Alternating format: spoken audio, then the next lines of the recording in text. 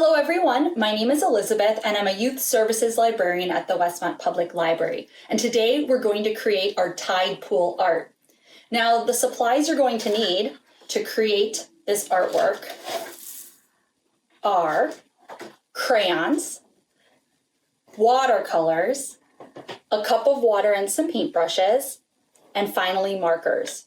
You don't need a pencil, but if you'd like to, you can grab one to use for this project. You also may want to grab some glue and sand if you have access to it. You don't need it to complete this project, but if you have it, we can add a 3D effect to our tide pool art. This is the artwork that we're going to try and create, and this is just using watercolors, crayons, and markers. And then this is using all of those, but I've added some sand around the tide pool to give it a 3D effect. Like I said, you don't need the sand and glue, but you might want to create a more 3D piece of art. I would suggest gathering all of the supplies. That way it'll be easier to complete this project. Let's get started. Now that you've gathered all of your supplies, we can get started with our project. I'm going to walk you through our main piece of art, which is going to use crayon, markers, and watercolor, really just one color, blue. But you can do whatever you want and be as creative as you want. I suggest if you don't know what animals live in the tide pool, that you use our library resources to find some animals to draw. Now, in this picture, I did some sea urchins, a shrimp, and some starfish, but you can add whatever animals you'd like. You can add fish, you can add whatever you'd like to your tide pool. Now, the tide pool I'm kind of drawing, it looks like it's by the sea and on kind of a rocky coastline. So you're going to want to draw your tide pool, and it doesn't have to be a straight circle. You could do that if you want, but it can kind of have squiggly edges. You can draw more than one tide pool too. You don't have to just draw one, but I'm just going to draw the one. So as you can see, I used my crayon to draw the edges of our tide pool. Now we can add some animals to our tide pool. I'm just going to add a starfish, but you can add whatever you'd like.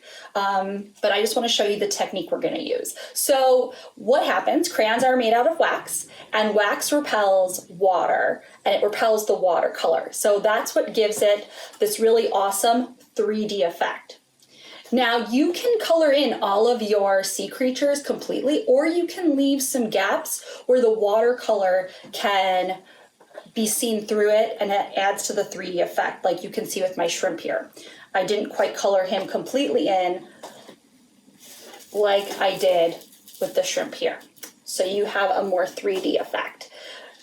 So what happens is when you put the crayon down, first, when you put the watercolor over it, it kind of repels it, and that allows us to kind of create our tide pool. So it's really important you first apply the crayon.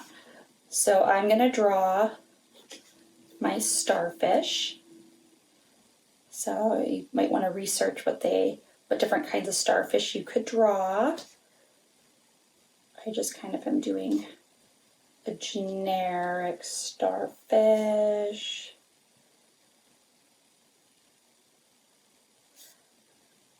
And adding some detail. And like I said, depending on how much wax you put down and how you do that, that's going to affect the effect you have with your watercolor. So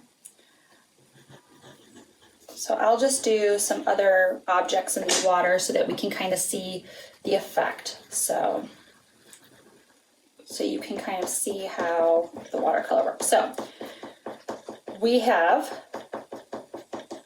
our sea creatures, okay? And I'll add a little bit more to our rocky tide pool. Because really, you don't even actually need to add more watercolor to the outside. You can if you want, which is what I'm going to do, but it's really up to you. So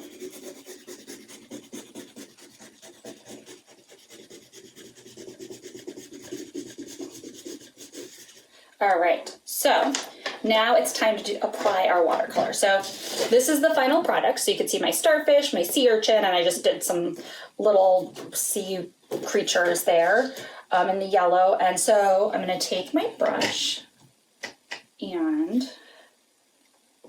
make sure that the blue is...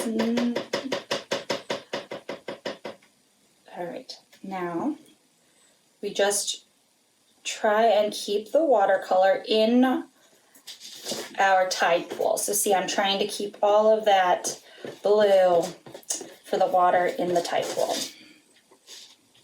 So, and you can do like very light blue or darker blue, it's up to you.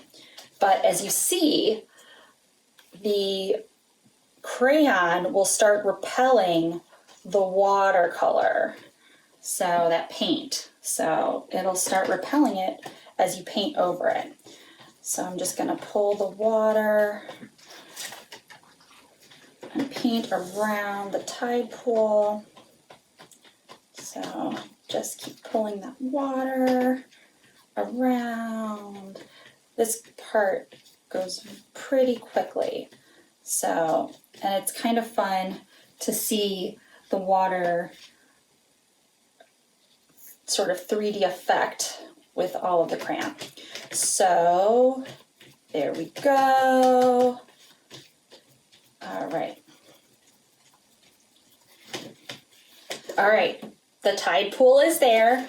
Now I might add a little bit of brown around, and as you can see, it's starting to repel as well. So you still get that darker brown of the crayon, and it gives it a nice texture to our artwork. So, and you can just put that all the way around too if you want. You don't have to. You can also add some marker. You can do marker. I wanted you to have a variety of supplies so that you can be as creative as you want with this. So there's a lot of fun things you can do with different material and watercolors. So this is a lot of fun to watch the 3D effect kind of happen as the wax crayon repels the water color. So, all right, and there you have it. So that's our complete drawing. Now, if you wanted to do a 3D effect, you would wait for your drawing to dry. It shouldn't take too long because we're not putting a lot of layers of paint. And then you just use a glue stick or Elmer's glue, whatever glue you have at home. Put a nice thick layer, and then you can just pour on, and you might want to use a container for this, but I'm just gonna pinch and put on a little bit of the sand and kind of tap it down. So, all right. And so you can see like that gives it kind of like an even more 3D effect. So you don't have to do that. You can just create a tide pool like this. And now you could bring out the drawing to the edges of the paper. It's up to you and how creative you'd like to be. So I hope you had fun today joining me as we created this piece of art. I had fun showing you how to use watercolors and wax crayons for a wonderful 3D effect. I hope you have fun completing this project. Thank you so much for joining me today. I hope to see you at the library soon.